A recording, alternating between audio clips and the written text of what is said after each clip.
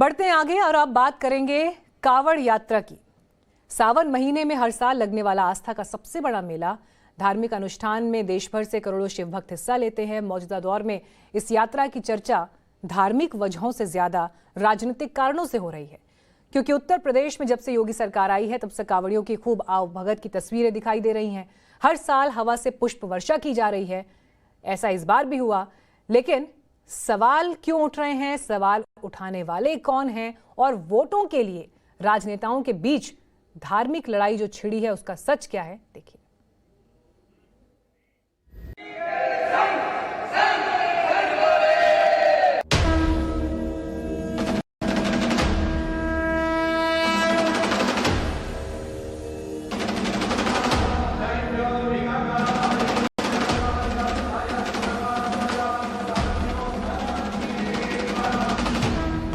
कांवड़ यात्रा पर हेलीकॉप्टर से पुष्प वर्षा, कांवड़ियों पर बाबा के बुलडोजर से फूलों की बारिश, सीएम योगी का हवाई सर्वेक्षण, आसमान से शिव भक्तों के स्वागत सत्कार और आवभगत का ये दृश्य जमीन पर कई विपक्षी नेताओं को रास नहीं आया। असदुद्दीन ओवैसी को तो कतई नहीं। वो इतने बेचैन हुए कि खुद को बिन बोले रोक ना पाए। ओवैसी ने अपने राजनीतिक एजेंडे के तहत जो कुछ कहा उससे राजनीति के मैदान में नए तूफान का जन्म हो गया। तो आप उनके पैर दबाइए, उनके पैर की मालिश करिए, आप उन पर फूल बरसाइए, इस पर कोई एतराज नहीं है। मगर जब कोई एक मुसलमान चंद मिनट के लिए नमाज पढ़ता है तो 153A 295 लगा देते हैं, उसमें आप मदरसे को तोड़ देते हैं। तो ये यूनिफॉर्मिटी होनी चाहिए। आप डिस्क्रिमिनेशन कर रहे हैं समुदायों की और रिलीजन की बुनियाद पर। सुना आपने, ओवैसी की परेशानी यही है। उन्होंने पहले ट्वीट कर कांवड़ियों की सेवा पर भड़ास निकाली। लिखा, पुलिस ने पंखुड़ियां बौछार की, कांवड़ियों का झंडों से इस्तकबाल किया, उनके पैरों पर लोशन लगाया और उनके साथ इंतहाई शफकत से पेश आए। दिल्ली पुलिस ने लोहारों को हटाने की बात कही ताकि कांवड़िए नाराज ना हो जाएं। उत्तर प्रदेश हुकूमत ने यात्रा के रास्तों पर गोश्त पर पाबंदी लगा दी। ये रेवड़ी कल्चर नहीं है।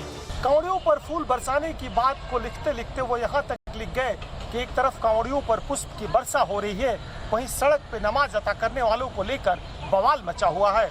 और ये सब हो रहा है बीजेपी की सरकार में। मुसलमान खुली जगह पर चंद मिनट के लिए नमाज भी अदा करे तो बवाल हो जाता है। मुसलमानों को सिर्फ मुसलमान होने की वजह से पुलिस की गोलियों, हिरासती तशद्दुद, NSA, UAPA, लिंचिंग, बुलडोजर और तोड़फोड़ का सामना करना पड़ रहा है। कांवड़ियों के जज्बात इतने मुतजलजल हैं कि वे किसी मुसलमान पुलिस एहलकार का नाम भी बर्दाश्त नहीं कर सकते। ये भेदभाव क्यों? यकसानियत नहीं होनी चाहिए। एक से नफरत और दूसरों से मोहब्बत क्यों? एक मजहब के लिए ट्रैफिक डाइवर्ट और दूसरे के लिए बुलडोजर क्यों? अगर इन पर फूल बरसा रहे हैं तो कम से कम हमारे घर तो मत तोड़िए। आप जब इस तरह का हेल्प कर रहे हैं कांवड़ यात्रा को, तो आप मुसलमानों को भी करिए ना। ओवैसी ने जो ट्विटर की दीवार पर लिखा, कैमरे पर जो कुछ कहा, उससे बवाल मचना ही था, सो मच गया। बीजेपी की पूरी सेना मैदान में उतर गई। कांवड़िया पर फूल नहीं बरसेगा तो आतंकवादियों पर फूल बरसेगा, उग्रवादियों पर फूल बरसेगा। वो एक असफल कोशिश कर रहे हैं नफरत फैलाने की। हमारे यहाँ नमाज पढ़ने पर रोक नहीं है, कोई मुस्लिम धार्मिक आयोजन पर रोक नहीं है। ओवैसी जी का सदा यही काम रहा है कि बगैर किसी तर्क के सवाल खड़े करना, खराब तरीके से बयान दे करके देश का माहौल नहीं बिगाड़ना चाहिए। ओवैसी ने मुसलमानों से भेदभाव का जो इल्जाम लगाया उसे यूपी के ADG लॉ एंड ऑर्डर ने भी सिरे से खारिज कर दिया। शासन के लेवल से जो भी व्यवस्थाएं होती हैं वो ट्रेडिशन के हिसाब से कराई जाती हैं। लेकिन शायद ओवैसी को इस पर यकीन नहीं। उन्हें अपनी उसी थ्योरी पर भरोसा है जो उनका वोट बैंक बढ़ाती है। अगर ऐसा नहीं होता तो उन्हें सहारनपुर का वो काजी फरहान जरूर दिखाई देता जिससे कांवड़ियों की सेवा की, फल और फूल बांटे, तो बदले में उसे उसके ही धर्म के लोगों ने पीट पीट कर लहूलुहान कर दिया। वो मुझे जान से मारना चाहते थे, लेकिन मोहल्ले के लोग इकट्ठा हो गए, वो भागने पे मजबूर हो गए। समाज का जो भाईचारा है उसको कोई भी तोड़ने की कोशिश करेगा, कानून उसके ऊपर सख्त से सख्त कार्रवाई करेगा। तो कांवड़ यात्रा को लेकर पॉलिटिक्स के पर बहुत ही जोरदार और जबरदस्त धार्मिक लड़ाई हो रही है। ये आगे और भी तेज होगी क्योंकि इस मसले को छोड़ने के मूड में फिलहाल कोई भी दल और नेता नहीं हैं, क्योंकि इस युद्ध में सबका अपना अपना हित निहित है। Bureau report, times now, Navbharat.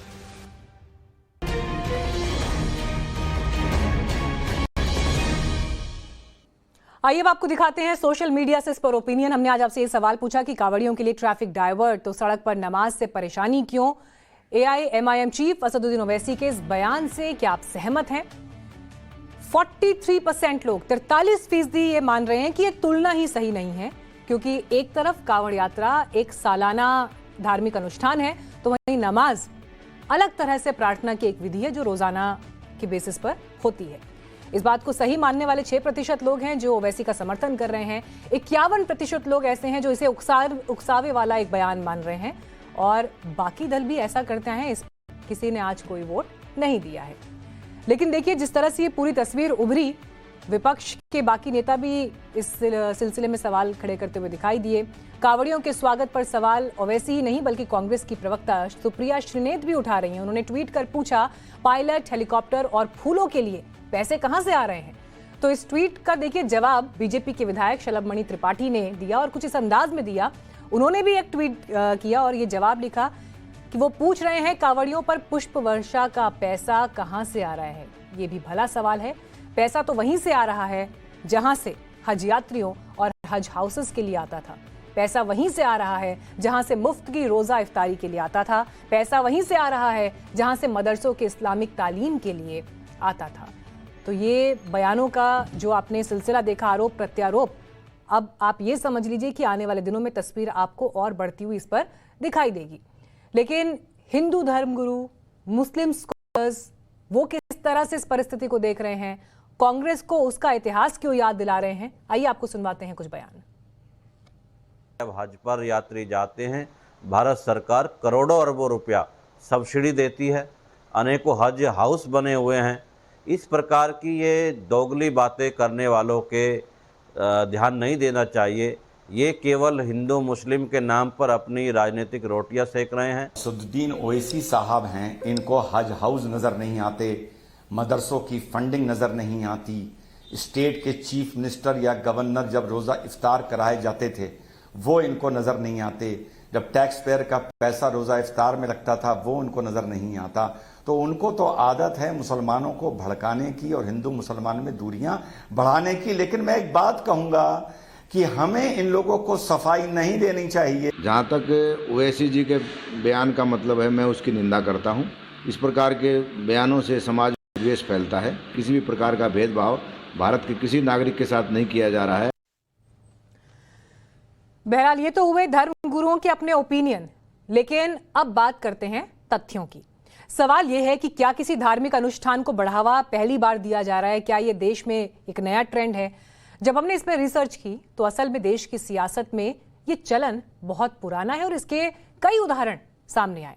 अपने अपने वोट बैंक को साधने के लिए राजनीतिक दल और सरकारें ऐसा करती रही हैं। जब यूपीए की सरकार थी तो हज सब्सिडी और इफ्तार पार्टी का खुलकर उस पर खर्च किया जाता था। मोदी या योगी सरकार में हिंदू धार्मिक आयोजनों को बढ़ावा दिया जा रहा है, लेकिन इसी तरह नीतीश कुमार इफ्तार पार्टी पर खर्च करते रहे हैं। बंगाल की सीएम ममता बनर्जी मदरसा शिक्षा को बढ़ावा देने के लिए बजट बढ़ाती रही है।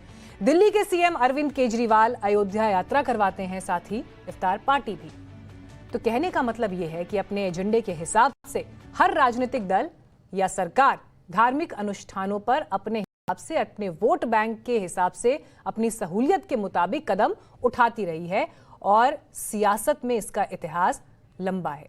लेकिन अब आपको दिखाते हैं देश की जनता क्या सोचती है। ओपिनियन जनता के बीच से।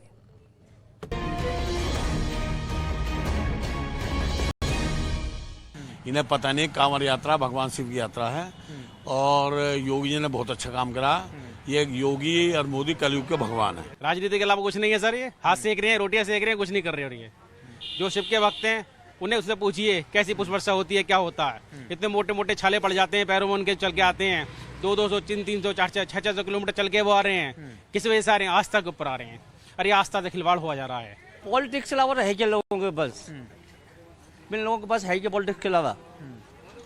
ये सब अच्छे काम का विरोध करते हैं और बुरा कुछ वो करने को तैयार नहीं बेचारे, तो विरोध तो करेंगे। खाली राजनीति है, इससे कुछ नहीं होगा। ये सिर्फ पब्लिक को भड़काया जाएगा। हमारे देश की पब्लिक भी इतनी समझदार है, विपक्ष के भड़काने में भड़काए में भी नहीं आएगी। अब सब लोग जानते हैं क्या अच्छा है और क्या बुरा है। नहीं, विपक्ष को खड़े करने दो, बोले के वक्त जाएंगे, जरूर जाएंगे। तो आस्था और विश्वास अपनी जगह, परंपरा अपनी जगह, लेकिन सावन में होने वाली कांवड़ यात्रा की चर्चा विदेशों में भी सुर्खियां बनाती है। कांवड़ यात्रा का पहला जिक्र आज से 164 साल पहले लिखी गई एक किताब में मिलता है। साल 1858 में आयरिश लेखक रॉबर्ट मॉन्टगोमरी मार्टिन ने और एमा रॉबर्ट्स ने द इंडियन एम्पायर इलस्ट्रेटेड नाम की किताब लिखी थी। उस किताब के दूसरे पन्ने में the Ganges entering the plains near Haridwar chapter में उन्होंने कांवड़ यात्रा का जिक्र किया। इसमें उन्होंने कांवड़ के स्ट्रक्चर और यात्रा के बारे में बताया है और लिखा है, भारत के लोग नदी से 2 घड़ों में जल भरते हैं। उन घड़ों को अलग अलग तरीके से सजाया जाता है। बांस की लकड़ी के सहारे उन घड़ों को अपने कंधे पर टांगते हैं और फिर कई 100 मील पैदल चलकर शिवलिंग पर जल चढ़ाते हैं। कई बार ठगों द्वारा रास्ते में ही उन्हें लूट लिया जाता है और उनकी हत्या कर दी जाती है। इस चर्चा के 160 साल बाद 2017 में स्टैनफोर्ड यूनिवर्सिटी प्रेस ने एक book uprising of the fools pilgrimage as moral protest in contemporary India publish की। बुक विकास सिंह ने लिखी थी। किताब के नाम में कांवड़ियों के लिए आपत्तिजनक अंग्रेजी शब्द फूल का इस्तेमाल किया गया था। बाद में सफाई दी गई। शिव पुराण में भगवान शिव के 1000 नाम हैं और उनमें से एक नाम भोला है और भोले शब्द को पॉजिटिव तरीके से अंग्रेजी के फूल शब्द से रिप्लेस किया गया है। उसके बाद द वॉल स्ट्रीट जर्नल से लेकर गार्जियन जैसे बड़े अखबारों और दुनिया के बड़े डिजिटल प्लेटफॉर्म्स पर कांवड़ यात्रा की खबरें छपी। वक्त बदलता गया, दौर बदला और इसी के साथ यात्रा में राजनीति की एंट्री भी हुई, जो राजनीति और इस जरिए वोट बैंक साधने की कोशिश करती है।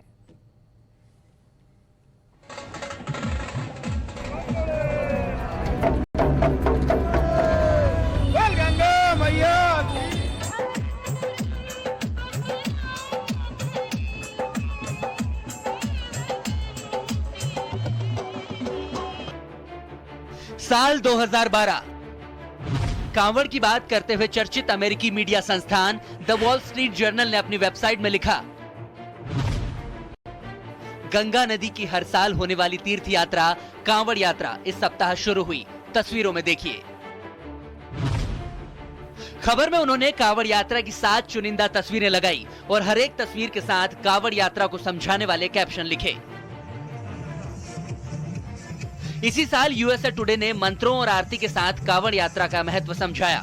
कांवड़ यात्रा को कवर करते हुए यूएसए टुडे जर्नल ने लिखा, 14 जुलाई 2022 को सावन का शुभ महीना शुरू हो गया है।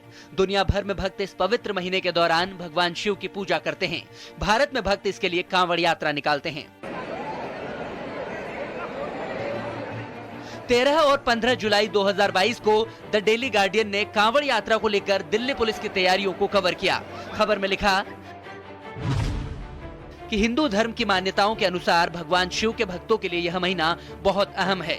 शिव को ब्रह्मांड का निर्माता, रक्षक और सहारक माना जाता है। इस साल सावन 14 जुलाई से शुरू होकर 12 अगस्त को खत्म होगा। यानी ये वो कांवड़ यात्रा है, ये वो शिव भक्ति है जो करीब 200 सालों से चली आ रही है। इसकी चर्चा दुनिया में वक्त वक्त पर होती रहती है, लेकिन भारत में इस कांवड़ यात्रा का न सिर्फ धार्मिक बल्कि राजनीतिक महत्व भी है, क्योंकि इसके जरिए बीजेपी कहीं ना कहीं अपने हिंदुत्व के एजेंडे को सेट करती नजर आ रही है। शिव भक्तों के स्वागत और सत्कार की ये तस्वीरें यही कह रही हैं।